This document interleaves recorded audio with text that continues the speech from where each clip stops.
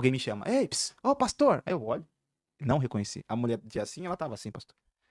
Ela, você não tá me reconhecendo? Eu, não. Eu sou a irmã lá que você orou, lá que tava com tuberculose. Os médicos já tinham me desenganado, falou que os pulmões estavam tomados. Eu fiz raio-x ontem. E só tem uma bolinha bem pequenininha assim, ó. Que os médicos até agora não sabem o que aconteceu. Mas eu sei. O Deus invisível que você falou pra mim me curou. Falei, ô, glória, isso seria impossível. Mas tem eventos que Deus fala assim, vai, porque eu tenho algo contigo.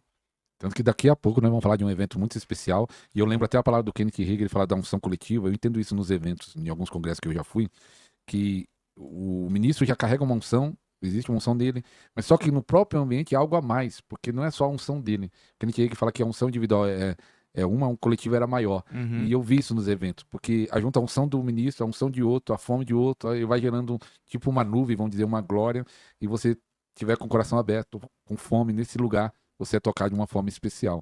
Então, daqui a pouco nós vamos falar de um super evento, algo que pode marcar a sua vida, porque às vezes você está no lugar certo, na atmosfera certa, isso já pode mudar totalmente a sua vida. Pra sempre. Tem testemunho de pessoas que ela até fala, tem uma irmã que até segue a gente nas redes sociais. Ela deu testemunho pra mim, pastor, aqui, e falei, contra fatos, não argumentos. Como falou o apóstolo Denardi aqui. Quando você tem uma experiência, quando você tem uma experiência com Deus, podem falar o que for. Você tem uma experiência, você sabe, você viveu, você viu, você sentiu. Então não tem como você recuar, sabe? É porque as pessoas não têm experiências, pastor, com Deus. As pessoas que mais batem na unção, no mover de Deus, ou elas estão num lugar, num ambiente, como a gente já falou, que é um ambiente que não é propício, né? As pessoas não aceitam, então a pessoa se encolhe e parece que dá uma amnésia espiritual, que eles esquecem de tudo aquilo que viveu e se conforma, aí não vai viver avivamento, porque tá conformado com a realidade, com a apatia, com a frieza, e fica frio também. E tem esse caso também. Que sabe de pessoas que já foram tocados. É essa a pergunta. Por que pessoas que já viveram isso, moveres tremendo, unção, igreja ou pessoas, né? Pastores, e volta pra trás assim, como vira, parece que tradicional. Por quê? O odre velho. É o odre velho. Tipo assim, ele não deixa o odre ser renovado. A mente, sabe, é pragmática. Tipo, como é que eu posso dizer? A pessoa não consegue entender que tem momentos e ambientes que o lugar é todo de Deus, é Deus quem vai fazer. Mas a pessoa quer colocar a mão dela. A pessoa quer dizer pra Deus assim, ó Deus, ó, vamos lá. Vou abrir aqui o culto, e aí daqui a pouco, na hora do culto, a hora do mover é agora, tá? Deus move agora. Aí para. Eu vou pregar agora, Deus, para de mover. É a religião da pessoa. Como você vai lá no retiro, né? Quem for no retiro. Eu já tentei, eu passo pros pastores lá, a organização todinha. Chega na hora, pastor, dá pra fazer? Não. E não é uma coisa forçada. É o mover do espírito. Mas tem pessoal que mesmo assim, ó, assim, às vezes tá na organização, reclama comigo, reclama, não, porque tinha que organizar isso, a gente marca assim, porque já tá na mente já. Tipo, ele acha que Ele fala que é Deus. uma bagunça. Pensa que é uma bagunça, que na mente dele tinha que estar tudo certinho. É o quê? É o odre que não deixa ser renovado.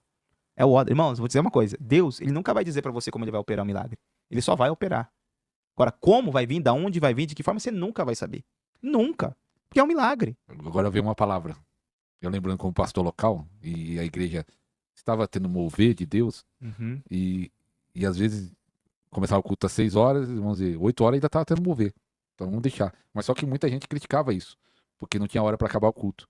Ah, não tem hora para acabar o culto, tem muita hora, não tem hora para acabar o culto. Eu falei assim, gente, se Deus está movendo, eu tenho que falar, Deus, opa, já deu a hora, acabou. Não, gente, vocês estão errados. Mas eu ficava pensando nisso. Essas pessoas que tinham preocupação de acabar o culto na hora certa, é que não entravam no mover. Porque quem estava no mover não queria nem saber. Eu acabava o culto, quem estava no mover, e falava, pastor, porque já acabou. Eu tinha passado 3 horas de culto. Pastor, acabou agora, por quê? E pergunta pra essas vidas se elas não sentem saudade. Ah, com certeza. Quem já pisou, né? No Santo dos Santos. E é isso, pastor. Não deixa o odre renovar. Que nem eu fui até lá o evento, fui com uma perspectiva totalmente profética, que não sei o quê. Chego lá, eu sou quebrado, esmiuçado com 3 ministrações simples.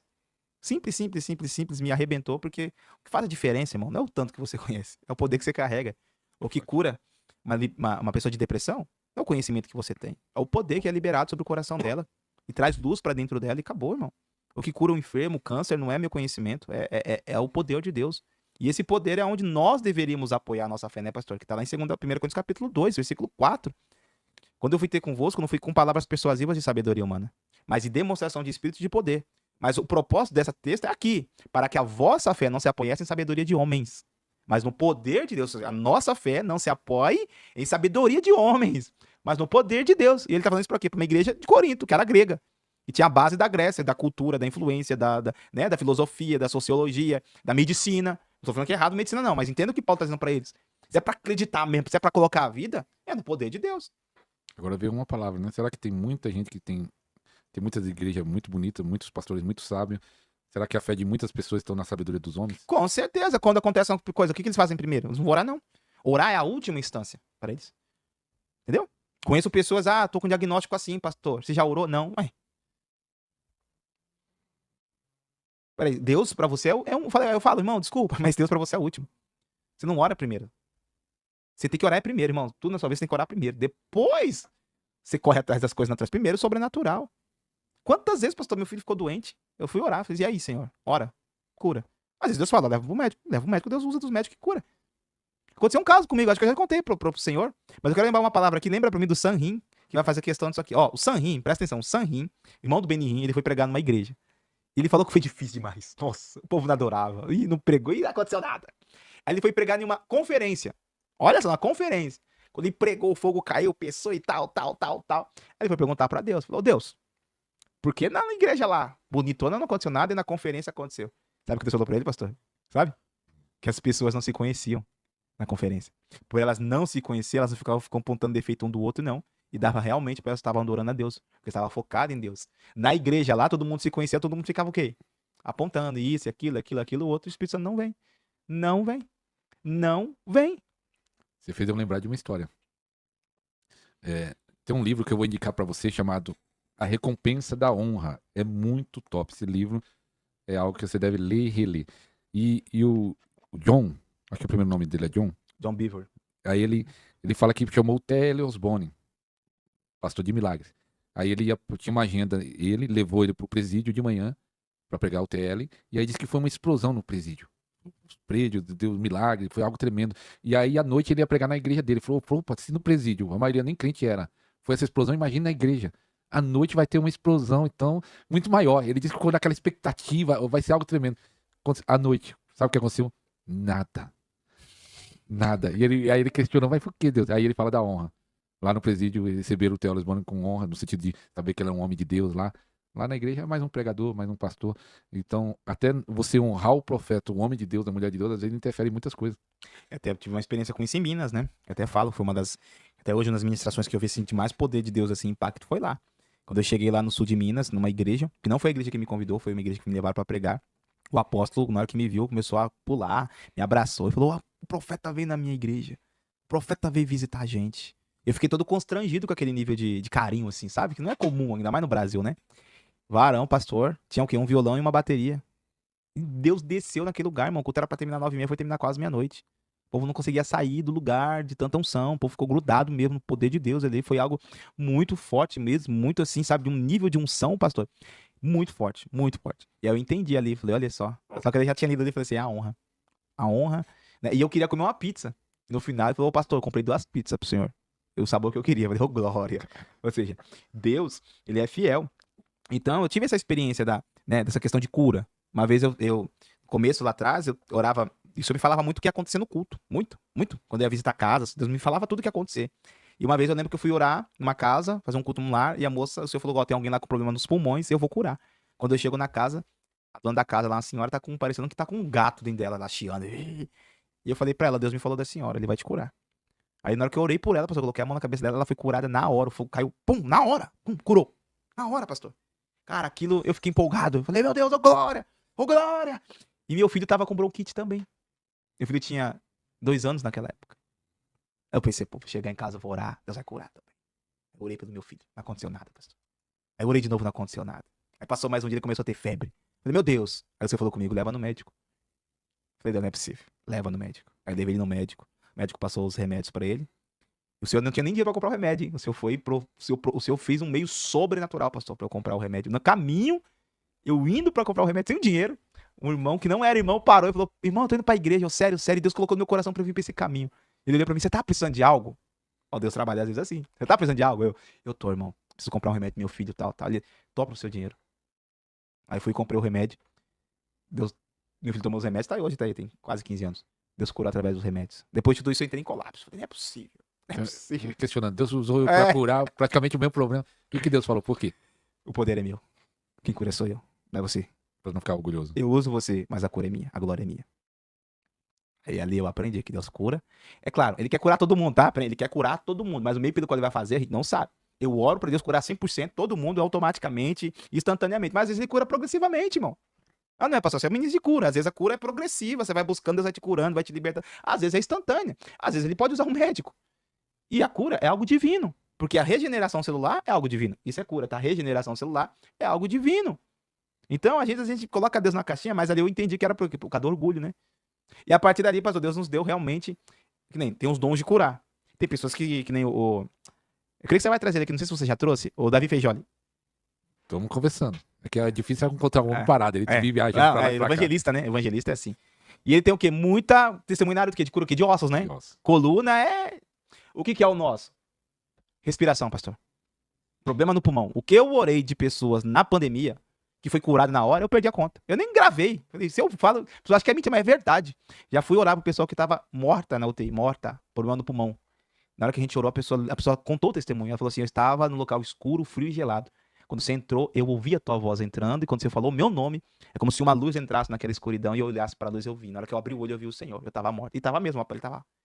Pessoa com problema no pulmão. Tuberculose, pastor. Só com tuberculose já no último estágio. Ela tava assim, ó.